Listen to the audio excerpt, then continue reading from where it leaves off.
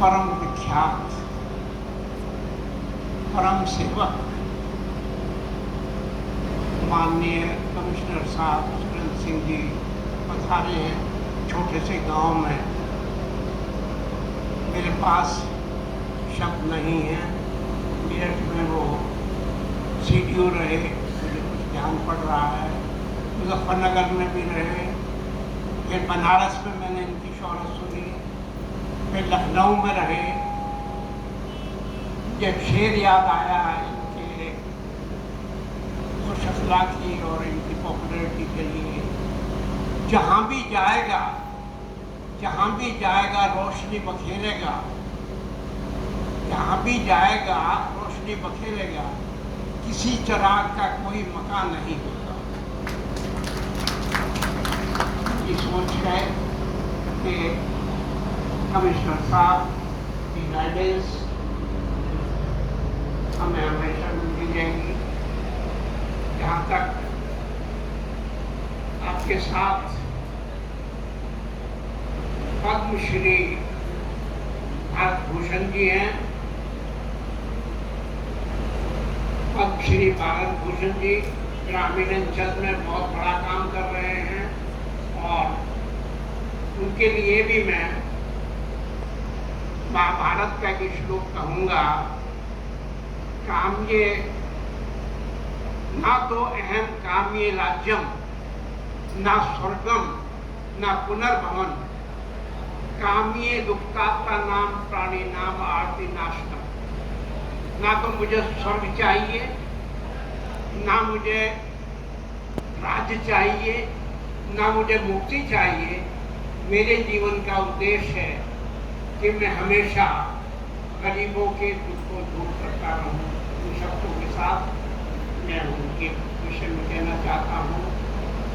उधर विजय कुमार SDM हैं, नए अधिकारी हैं और मैं समझता हूँ कि ऐसे आयुक्त के संरक्षण में, और मैंने सुना है जिलाधिकारी महोदया भी बहुत डायनेमिक हैं। मैं समझता हूँ कि वो बहुत कामयाब होंगी। मैं थोड़ा सा एज मेरी बहुत हो गई, 87, भूल भी जाता हूँ।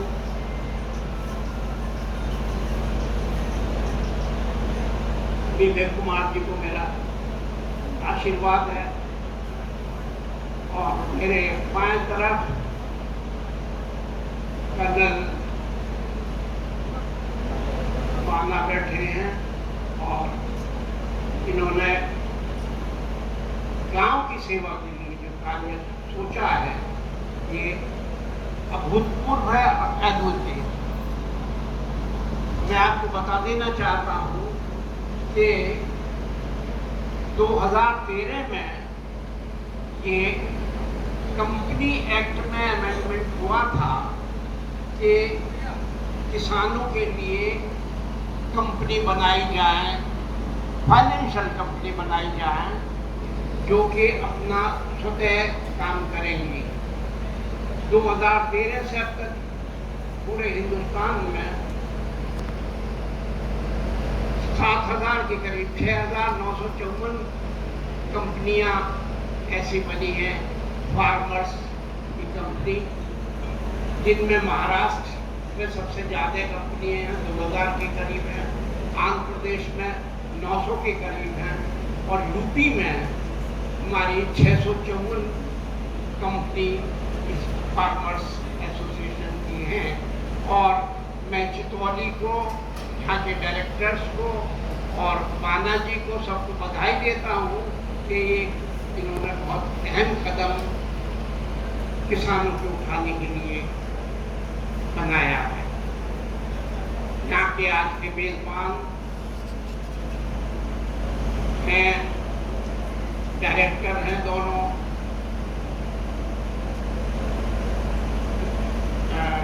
विजय कुमार जी माना और इंद्रजीत जी जिन्होंने रजिस्ट्रेशन कराया है। उन्हें मैं एक बात कहना चाहता हूँ बहुत फ्रेंकली कि सर छोटूराम जी की मुझे एक बात याद आई, संभल जाओ किसानों,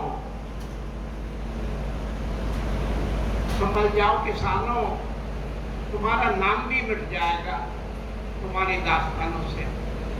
किसानों की स्थिति बहुत खराब है और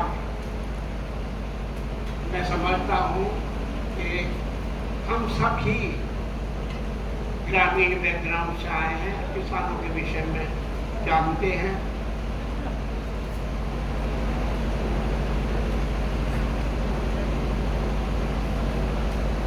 किसान की हालत बताना चाहता हूँ, जिस्म से रूह तलक रेत ही रेत, ना कोई रूख, ना साया, ना शराब, जिंदा लाशें इन खेतों में, कौन रखता है मज़ारों का हिसाब, कौन रखता है मज़ारों का हिसाब। अपने हाथों की लकीरों को पढ़ा करता हूँ। जब आप थक जाते हैं, पसीना आ जाता है पेड़ के नीचे बैठ के, अपने हाथों की लकीरों को पढ़ा करते हैं, कभी कुरान कभी गीता की तरह।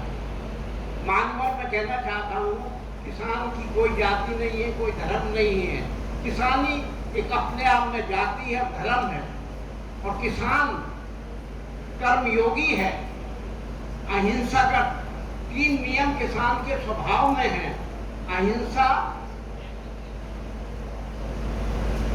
अहिंसा, अस्तेय और अपरिग्रह। ऐसा होता ही नहीं, अपरिग्रह क्या करेगा। और 3 ही नियम उसके पक्के हैं जो पतंजलि ने कहे 5 नियम। तप और संतोष, बारिश आ जाती है बैठ जाता है संतोष, और ईश्वर पर निधान। तो ऐसी स्थिति में मैं पुनः अपनी बात पे आता हूँ। अपने हाथों की लकीरों को पढ़ा करता हूँ, कभी कुरान कभी गीता की तरह। चंद क्यारियों की मेढ़ों में, बहुत थोड़े थोड़े खेत रह गए, चंद क्यारियों की मेढ़ों में बंद है सीता की तरह। राम कब आएगा मालूम नहीं, काश कोई रावण ही आ जाता। अब तो इतने निराश हो गए हैं कि कोई भी हमारा उद्धार करने के लिए आ जाएगा तो हमें भगवान नजर आएगा। मैं समझता हूँ ये एफपीओ के बारे में मैंने आपको बता दिया कि एफपीओ से आपको लाभ जो होगा। अभी एजुकेशन चला किसानों का, एमएसपी की मांग की जा रही थी, मिनिमम सपोर्ट प्राइस मिलनी चाहिए, और मिनिमम सपोर्ट प्राइस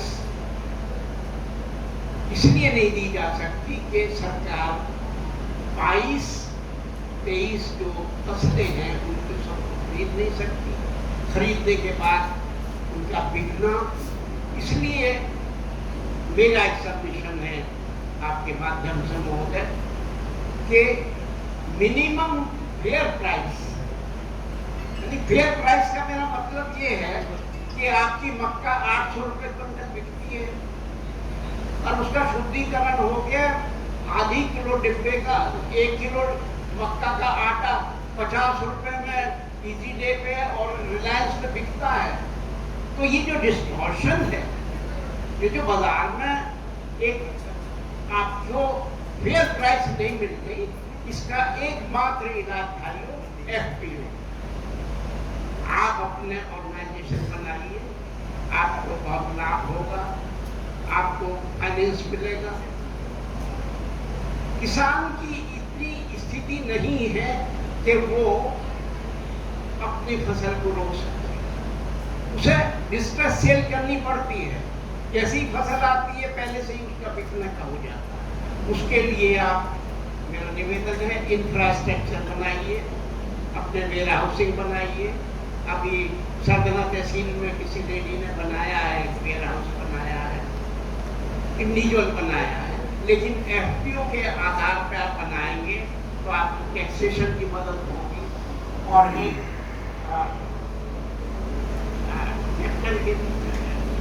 होगा ही, एक और इदारा है, एक और इंस्टीट्यूशन है, small farmers agri business consortium, वो आपको इक्विटी ग्रांट देता है, बहुत पैसा आपको मिल सकता है। यानी हम जब जिस चीज़ पर पिटते हैं वो पैसे की कमी है, पैसा हमारे पास होगा एफपीओ। लेकिन एक बात मैं आपसे बहुत साफ कहना चाहता हूँ, आज वो कोऑपरेटिव के आने वाले थे मेहता जी, इनके दोस्त ने बाला साहब के, कोऑपरेटिव क्यों हमारे क्रेडिट सोसाइटी फेल हो गए? हम जो है बहुत छोटी छोटी बातों में पढ़ते हैं। अब सरकार की तरफ से ऋण मिलता है, उस ऋण को हम खर्च कर देते हैं शादी ब्याहों में, शराब खाने में और चीज़ों में अननेसेसरीली। फिर बैंक वाले के पास जाते हैं, फिर उस पर ट्रांसफर एंट्री कराते हैं, फिर उसे घूम देते हैं। बहरहाल बर्बादी का आपने तरीका ले लिया। तो मेरा ये निवेदन है कि आप अपनी एनजीओ और ईमानदारी से चलाएं, और ये जो मदद है, अनायासी पैसा आपका, बहुत मेहनत से पैसा। और एक और बदकिस्मती है कमिश्नर साहब कि हमारी सांसद पार्लियामेंट में 45%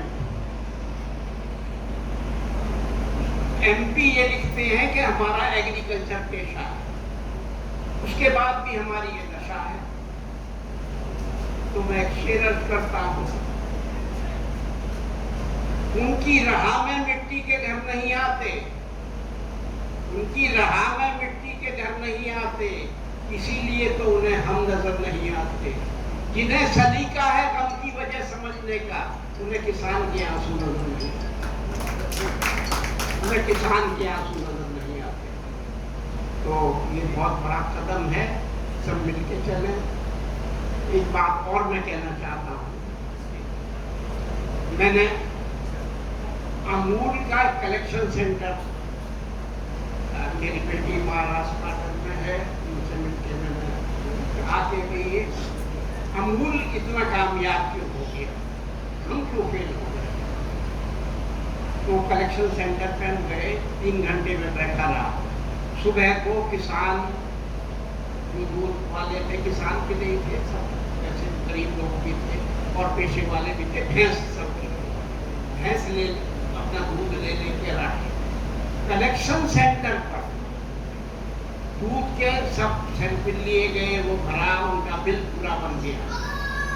जो मैं आपसे बताना चाहता हूँ, उसमें जाने के बाद में थोड़ा थोड़ा दूध बच गया, 2.5 किलो दूध दोस्तों वहाँ बचा, और उस कलेक्शन सेंटर वाले ने 2.5 किलो का पर्चा उस कलेक्शन सेंटर के नाम। मैंने बहुत सर्विस किए, बहुत ईमानदार लोग देखे हैं, इतनी ईमानदारी का नमूना मैंने दूसरा, इतनी ही ईमानदारी की तवक्को मैं आप लोगों से करता हूँ, इसी ईमानदारी से, इसी जज्बे से। और जो कठोपनिषद का है, तिष्ठत् जागृत प्राप्त वरान निबोधत, उठो जागो और अपने श्रेष्ठ लोगों की मान सम्मान करके कार्य करो। तो आप जागृत होइए, अपनी मेहनत कीजिए। और एक बात मैं और कड़वी कहना चाहता हूँ कि हम लोगों ने वो काम करने का जज्बा खत्म कर दिया। ईख बो देते हैं ताकि आराम से कट जाए, फिर ये दबाव देते हैं पेमेंट नहीं हुआ। हमें जो है एग्रीकल्चर को व्यवसाय के रूप में करना पड़ेगा। आप वो फसल बोइए जो आपको बिक सकती है, उन फसलों को तरीके से बोइए। अभी मैं पद्मश्री महोदय के बारे में पूछ रहा था, मुझे पता लगा कि आप इम्प्लीमेंट्स और कुछ इस तरह के कार्य कर रहे हैं। मेरी पहले मुलाकात में थी। मैं कहता हूं कि छोटी छोटी टेक्निक, छोटे छोटे इम्प्लीमेंट्स आप बनाइए और अपनी खेती की टेक्निक बदलिए, फसलों का रोटेशन बदलिए, थोड़ी मेहनत कीजिए और ये फिजूल खुर्ची को बिल्कुल बंद कर दीजिए, बेईमानी छोड़ दीजिए। इन शब्दों के साथ मैं अपनी वाणी को विराम देता हूँ और बहुत मशहूर हूँ, आपने मुझे अपने विचार रखने का मौका दिया। आखिरी बात कहता हूँ, मैं पॉलिटिशियन नहीं हूँ, सोशल एक्टिविस्ट हूँ। उनका जो काम है वो अहले सियासत जाने, उनका जो काम है वो अहले सियासत जाने, मेरा काम है पैगाम मोहब्बत जब तक आप लोगों की मोहब्बत चाहता हूँ, सब मोहब्बत करके आपस में करते रहें। ऋग्वेद में आया है, संगत भम संकट भम संपत भम संभो मनाती जानता। सब मिलकर बैठे, मिलकर बात करें और सब मिलकर आगे बढ़ें। के साथ मैं अपनी बातों को विराम देता हूँ। जय जवान, जय किसान, जय हिंदुस्तान।